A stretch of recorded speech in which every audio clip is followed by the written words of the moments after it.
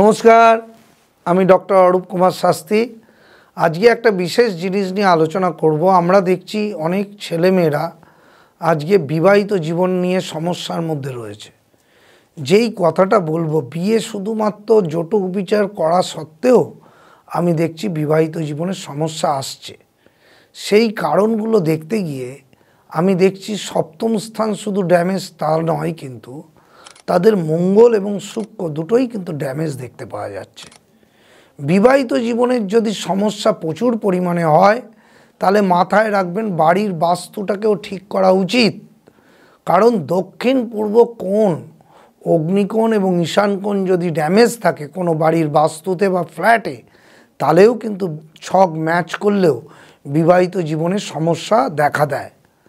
আমি অনেক ক্ষেত্রে দেখছি বিবাহিত জীবনে আন্ডারস্ট্যান্ডিংয়ের থেকেও বাইরের লোকের জন্য ঝগড়া হচ্ছে, বা বিবাহিত জীবনে নানা রকম গণ্ডগোল হচ্ছে, চাকরি বাকরি বা রোজগারের জন্য হচ্ছে, বা সন্তানের থেকে হচ্ছে।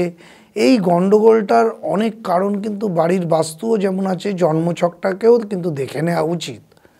আপনারা যদি দীর্ঘদিন উত্তর পূর্ব কোণে শোন বা ওখানে রাত্রির কাটান, তাহলে কিন্তু বিবাহিত জীবনে দীর্ঘদিন সমস্যা লেগে থাকবে। এটা আমি রিসার্চ করে দেখেছি এবং অ্যানালাইসিস করে দিলাম আপনাদের ক্ষেত্রে। সুতরাং উত্তর পূর্ব কোণটাতে শোয়ার চেষ্টা করবেন না।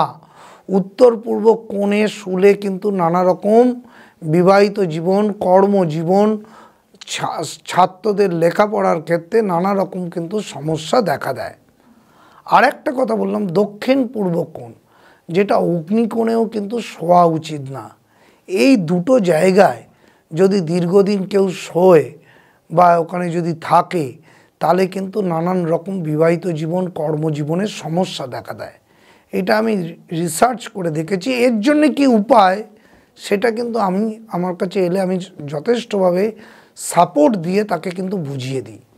কিন্তু বাড়ির মেন বাস্তু আবার অনেক ক্ষেত্রে দেখছি তারা নানান জায়গায় জায়গায় বাস্তুতে কর্নার জায়গাটা কর্নার কাটা, কর্নারের জায়গা কাটা থাকলে কিন্তু বিবাহিত জীবন, কর্মজীবনের সমস্যা হয়। আর জন্মছকটাকে বিশ্লেষণ করলে আমরা কিন্তু অনেক সময় দ্বিতীয় আর চতুর্থ স্থানটাকে দেখি না। দ্বিতীয় স্থানে যদি মঙ্গল রাহু, মঙ্গল শনি, মঙ্গল রবি বা রবি বুধ এই জিনিসটা থাকে, তাহলে কিন্তু তাদের ডিভোর্স হয়ে যাচ্ছে। এটা কিন্তু আমরা দেখি না, কারণ লগ্ন চতুর্থ, পঞ্চম, নবম বা দ্বাদশ দেখি। অনেক ক্ষেত্রে নবমও দেখে না লোকে, সপ্তম দেখে, অষ্টম দেখে। সুতরাং আমি বিশ্লেষণ করলে নবমও দেখি, কারণ নবম থেকে ভাগ্যস্থান, ভাগ্যস্থানে বিবাহ টিকবে কি না সেটা নবম স্থান থেকেই বোঝা যায়।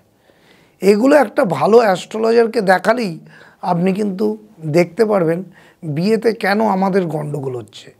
আমি অনেক ক্ষেত্রে এই জায়গাগুলোকে যখন চেঞ্জ করে দিচ্ছি, তখন তারা যখন আসছে তখন বলছে, স্যার আগের থেকে কিন্তু আমাদের সংসারে গণ্ডগোল অনেক কমে গেছে। কারণ যখনই সে দক্ষিণ পূর্ব কোণে শুচ্ছে না বা উত্তর পূর্ব কোণে বাস্তুতে থাকছে না, বা এই যে জন্মছকে দ্বিতীয়, চতুর্থ বা নবম স্থানটাকে ঠিক করে নিচ্ছে, তখন কিন্তু দেখা যাচ্ছে তার বিবাহিত জীবনে স্টেবিলিটি এবং শান্তি ফিরে পাচ্ছে। তাই এই জায়গাগুলোকে কিন্তু আমাদের দেখতে হবে, না হলে কিন্তু অ্যাস্ট্রোলজিটা অনেক কঠিন জিনিস। আজকে এলাম শুধু বিশ্লেষণ করে চলে গেলাম, তাহলে হবে না।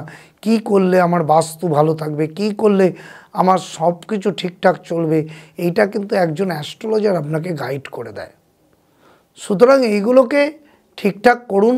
লাইফটাকে ঠিক করে চলতে গেলে বাস্তু এবং তার সাথে যেটা জন্মছকটাকে ঠিক করুন, দেখবেন জীবনটা অনেক শান্তিপূর্ণভাবে কাটাতে পারবেন।